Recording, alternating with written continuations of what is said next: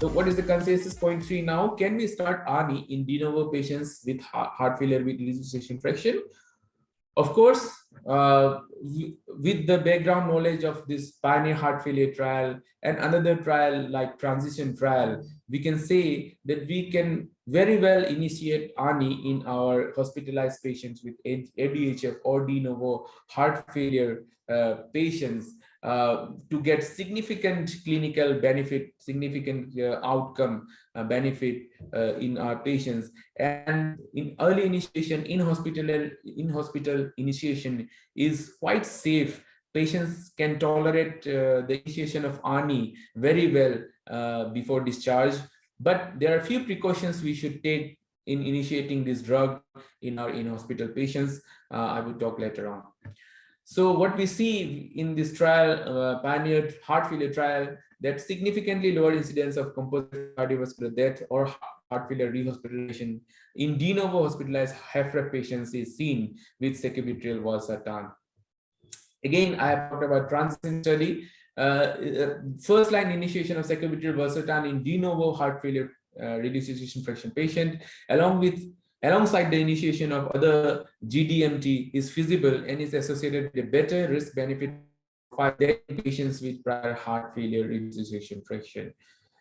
Early intervention with sacubitril valsartan should be considered to delay disease progression in patients with de novo heart failure reduced ejection fraction patients. So these are the take-home messages we get from transition trial. These trials were basically conducted to see the tolerability as well as the outcome of initiating ARNI in hospital patients.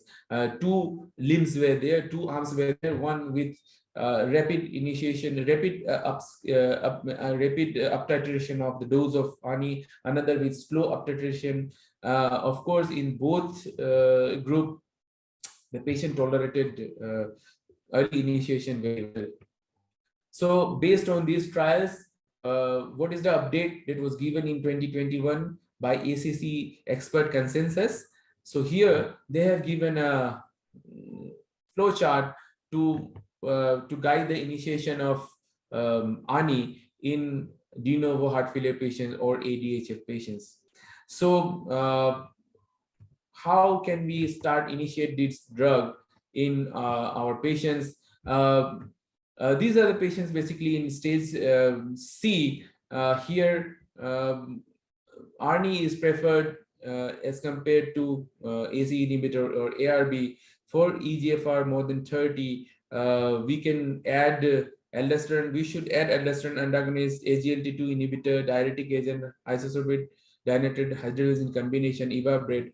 So these are the four pillars in heart failure therapy. One is RAS blocker. In RAS blocker, ARNI is preferred, and if ARNI is not feasible, only in those patients we can initiate AC inhibitor or ARB. The second pillar is beta blocker. So beta blocker should be initiated slow dose with low doses, and gradually the doses should be increased with follow-up of the patient. Then the third pillar is aldosterone antagonist, and of course the final one, the latest entry, is SGLT2 inhibitor. So these are the four pillars in heart failure patients, heart failure with reduced ejection fraction. Of course, we should not forget loop diuretic, because decongestion is very necessary, very important in HFrEF patient. So loop diuretic should be initiated initially for rapid symptomatic improvement, symptomatic relief. We should initiate loop diuretic. Then we should gradually try to decrease the dose of loop diuretic as far as possible, and we should try to increase the doses of other GDMT. These four pillars, these four drugs, these four pillars, we should try to initiate early, and then gradually we should up titrate the doses as far as possible. As long as the patient can tolerate the dose, we should try to up titrate to doses which were shown to be beneficial in various randomized control trials.